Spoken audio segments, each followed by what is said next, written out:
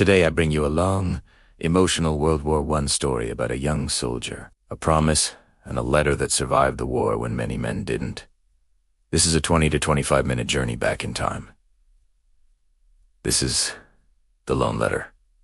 Let's begin. In 1915, when Europe trembled under the thunder of artillery, an 18-year-old British soldier named Edward Eddie Marlowe stepped off a transport train and into the cold breath of war. He had calm eyes, a quiet nature, and the innocence of someone who had not yet seen the darkest corners of humanity. In the pocket of his uniform was a letter from his mother, written with soft handwriting and warm hope. At the bottom of the letter, she wrote, "Come home safe. Nothing matters more than that."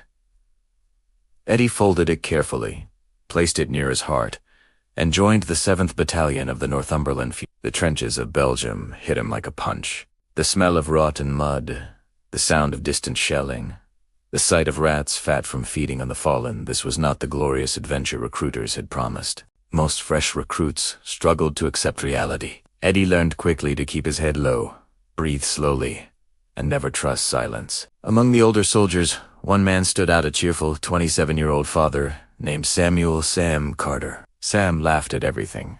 The cold, the food, the danger, even the darkness. His laughter was loud enough to echo through the trenches, easing the fear in the hearts of many. He carried a small notebook filled with drawings, sketches of home, villages, boats, and faces of soldiers trying to stay human in a place designed to break them. Sam treated Eddie like a younger brother and taught him how to survive both the bullets and the loneliness. "War can take everything," Sam often said, "but it can't take your imagination unless you let it." Months passed. Winter arrived, harsh and unforgiving. The trenches froze until they felt like graves carved into the earth. Eddie's fingers cracked from the cold, and his boots stiffened like frozen iron. Smoke choked the air. Artillery flashed through the night like lightning. Many soldiers didn't sleep. Those who did dreamed of horrors. But Sam kept everyone grounded. Every night, he shared stories of London, of his wife Anna, and of his little daughter Lucy, who waited for him back home. "When this madness ends," Sam would tell Eddie, "you and I will open a bakery. Real bread. Soft. Warm. The kind that makes you forget the world outside." Eddie laughed, even though deep down he feared they might never taste homemade bread again. By April 1917, the British prepared to take a heavily defended position near Vimy Ridge. The tension in the trenches thickened like smoke. Everyone knew the attack would be brutal. Before dawn, the assault began. Artillery fire cracked the sky open, shaking the earth. Men shouted. Officers pushed soldiers forward. Eddie moved with Sam through mud and barbed wire as explosions lit the darkness. A mortar landed close. Eddie was thrown to the ground, ears ringing, vision blurred. When he blinked away the dust, he saw Sam lying still, blood soaking through his leg. Sam's face was twisted in pain. "Sam!" Eddie dragged him into a crater, bullets snapping overhead. Sam's breathing grew shallow. "You need to go," Sam whispered. "I'm not leaving you," Eddie said with trembling hands. Sam grabbed his wrist. "Promise me you'll go home. Promise me you'll finish our bakery story. Promise me you'll live." Before Eddie could answer, another explosion shook the ground. Eddie lifted Sam onto his shoulders, stumbling through hellfire. He ran, tripping, slipping, falling, getting up again. Shrapnel sliced the air. Mud splashed against his face, but he pushed forward, carrying Sam back toward the British lines. Hours later, at the field hospital, a medic approached Eddie with a somber expression. "I'm sorry, son. Your friend didn't make it." The world dimmed. The man who laughed at war was gone. Eddie sat alone for hours, clutching Sam's notebook. Inside Sam's sketchbook, on the last page, was a drawing of their dream bakery with a sign above the door. Carter and Marlowe Bread House. Eddie opened his mother's letter again. Tears fell onto the words. He pressed the letter to his chest and whispered, "I'm sorry, Sam. I'm so sorry." That night, for the first time in months, Eddie cried until the cold air dried his tears. The following weeks were the darkest Eddie had ever lived. Egreukit. Almost ghost-like. The jokes stopped. The laughter died. Even breathing felt heavier. Every corner of the trench reminded him of Sam. Every sound echoed Sam's voice. The war took many things. But losing Sam shattered something inside him that could never fully heal. But Eddie did not give up. He fought harder. He worked longer, and he volunteered for the most dangerous missions, not because he wanted glory, but because he felt he owed Sam something. In late 1917, Eddie volunteered for a nighttime rescue mission across no man's land. Crawling through mud, under machine gun fire, Eddie dragged wounded men back to the trenches. Twice, he returned with soldiers on his shoulders. On his third trip, a sniper's bullet grazed his shoulder, tearing flesh, but he kept crawling. His commanding officer said to him afterward, "You're either the bravest man here or the most broken."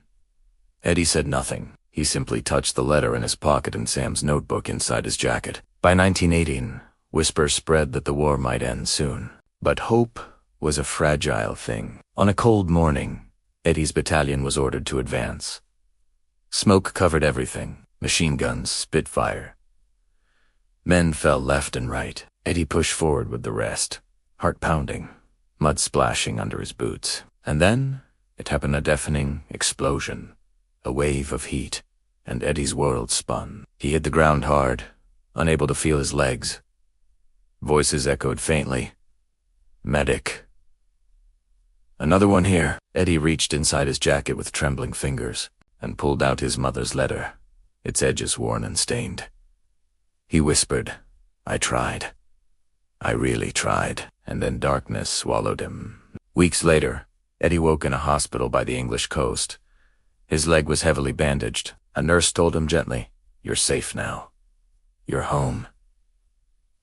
But Eddie didn't feel home. It felt empty, broken. The war had carved pieces out of him that no doctor could replace. When he asked about the men he fought with, the nurse said, "Some came back, some didn't." The pain in Eddie's chest deepened. When he could sit up, Eddie unfolded his mother's letter again. The ink was fading. The words almost gone. Then he opened Sam's sketchbook, tracing the lines of their bakery drawing with shaking fingers. He took pen and paper and wrote a letter not to his own family, but to Sam's wife. He wrote about Sam's bravery, his laughter, his dreams, and the bakery they imagined. At the end, he wrote, "Your husband saved my life. I will honor him every day I live." He mailed the letter with tears in his eyes. By 1919, Eddie relearned how to walk.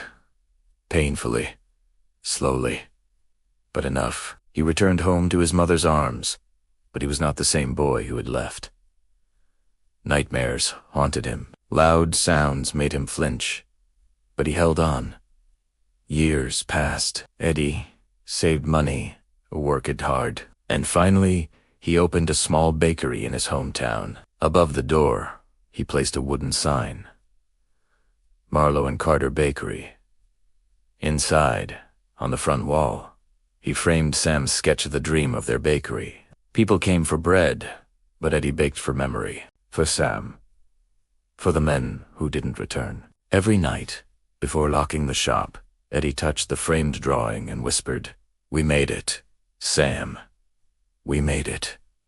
Eddie lived a long life, had children, grandchildren, but he never forgot the war, never forgot Sam's laughter, never forgot his mother's letter that kept him alive. When Eddie passed away peacefully in his sleep, his family found two things in his old military jacket: Sam's sketchbook and his mother's letter. They buried both with him, a soldier, a friend, and a man who kept his promise. And the bakery, it still stands today, a small, warm reminder of a friendship born in the darkest days, and a letter that kept a heart beating. If you enjoyed this story, please like, subscribe, and share so more people can hear these forgotten stories of courage.